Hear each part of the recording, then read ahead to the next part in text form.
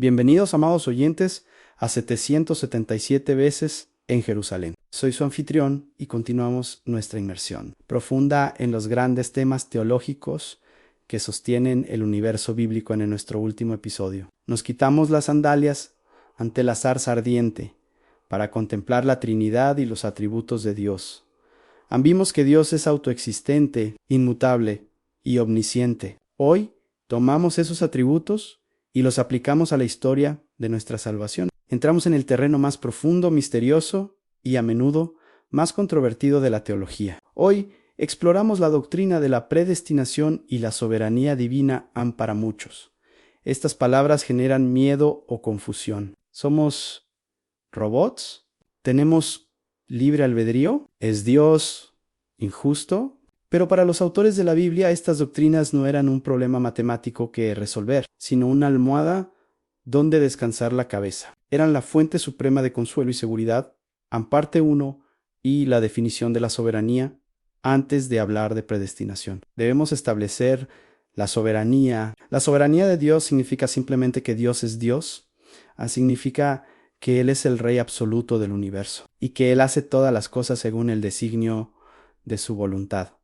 Efesí 1 y 11, el Salmo 115, 3. Lo declara sin disculpas: nuestro Dios está en los cielos. Todo lo que quiso ha hecho. No hay un solo átomo en el universo, ni un solo evento en la historia que esté fuera de su control o su permiso soberano. Nabucodonosor, el rey más poderoso de la antigüedad, tuvo que aprender esto de la manera difícil en el libro de Daniel. Y concluyó: Él hace según su voluntad en el ejército del cielo y en los habitantes de la tierra, y no hay quien detenga su mano y le diga: ¿qué haces? Si Dios no fuera soberano, si Él estuviera simplemente reaccionando a las decisiones humanas o a las jugadas de Satanás, entonces no sería Dios, sería un espectador ansioso. Pero la Biblia nos presenta a un Dios que declara el fin desde el principio. Isaías 4:6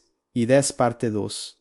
La necesidad de la elección, la condición human A. Para entender por qué la Biblia habla de elección y predestinación, primero debemos entender la antropología bíblica.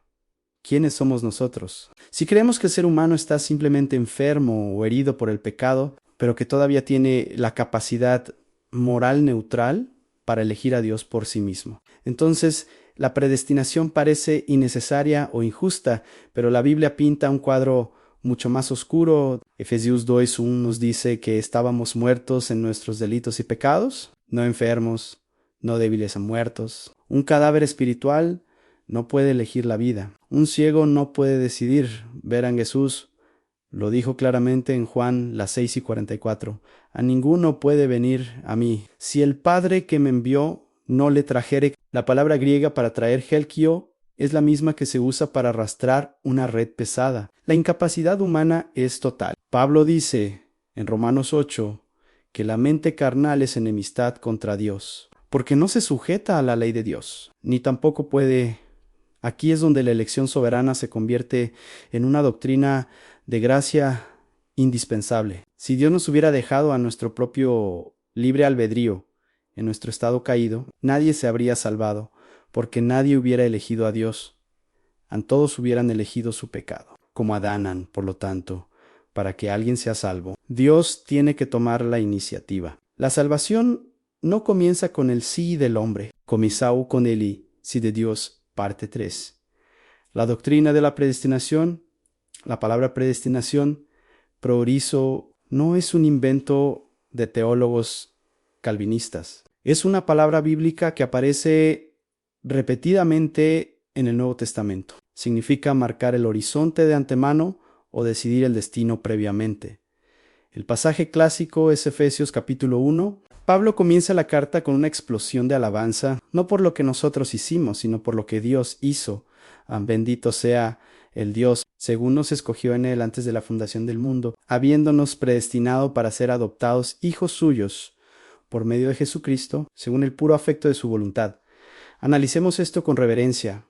El tiempo antes de la fundación del mundo, antes de que nacieras, antes de que hicieras algo bueno o malo, antes de que existiera el planeta. Dios puso su amor sobre ti a la base, según el puro afecto de su voluntad. No dice según Él vio que tú serías bueno o según Él vio que tú tendrías fe. Si la elección se basara en nuestra fe prevista, entonces la salvación sería por mérito nuestro. Pero la Biblia es clara, la elección es incondicional, es por gracia pura en el propósito, para que fuésemos santos y sin mancha. No fuimos elegidos porque éramos santos. Fuimos elegidos para ser santos. La santidad es el fruto, no la raíz, de la elección. En Romanos capítulo 9, Pablo aborda la objeción de la injusticia. Usa el ejemplo de Jacob y Esaú. Antes de que nacieran, antes de que hicieran bien o mal, Dios dijo, na Jacob amé. Mas a Esaú aborrecí, y Pablo anticipa la pregunta humana, ¿hay injusticia en Dios? Su respuesta es tajante, en ninguna manera, pues a Moisés dice, tendré misericordia del que yo tenga misericordia. Así que no depende del que quiere ni del que corre, sino de Dios que tiene misericordia. Debemos recordar esto, la justicia es dar a alguien lo que merece. La misericordia es no darle lo que merece. Todos nosotros, por nuestro pecado, merecemos la condenación. Si Dios nos enviara a todos al infierno, Él sería perfectamente justo. El misterio no es que algunos se pierdan. Eso es justicia, merecid. El misterio asombroso es que algunos sean salvos. Eso es misericordia. Y merecid. Dios nunca es injusto con nadie. En parte 4, en la cadena dorada de la redención. ¿Para qué sirve esta doctrina? ¿Es para inflar nuestro orgullo? Al contrario, es para destruir nuestro orgullo y darnos una seguridad absoluta. En Romanos, las 8 y 29 menos 30. Pablo nos da lo que los teólogos llaman la cadena dorada. Es una secuencia irrompible de 5 eslabones que garantizan nuestra salvación desde la eternidad pasada hasta la eternidad futura. Porque a los que antes conoció, amó de antemano, también los predestinó para que fuesen hechos conformes a la imagen de su Hijo. Y a los que predestinó, a estos también llamó el llamado eficaz del Espíritu. Y a los que llamó, a estos también justificó. Y a los que justificó, a estos también glorificó.